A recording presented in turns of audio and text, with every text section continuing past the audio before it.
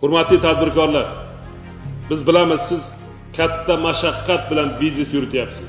Har qadamda to'siq bor. Mana shu to'siqlarni bartaraf qilishda biz sizga ko'makchimiz. Bank bo'ladimi? Soliq bo'ladimi? Qaysi idora bo'lishidan qat'iy nazar, viloyat rahbari sifatida men shaxsan o'zim har qanday muammongiz yechimiga yoningizda turib berishga tayyorman. Bugun Toshkent viloyatiga biznes qilishni istayotgan O'zbekiston va chet el fuqarolariga aytmoqchimiz. Muhtaram yurtboshimiz yaratib berilgan sharoitlar bois bugun Toshkent viloyati biznes qilish uchun eng shaffof, eng jozibador va eng ochiq hududga aylantirish harakatini boshlaganmiz.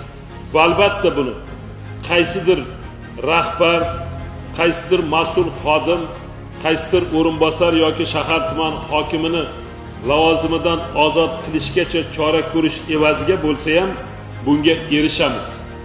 Siz keling, to'siqlarsiz biznesingizga biz kafilmiz.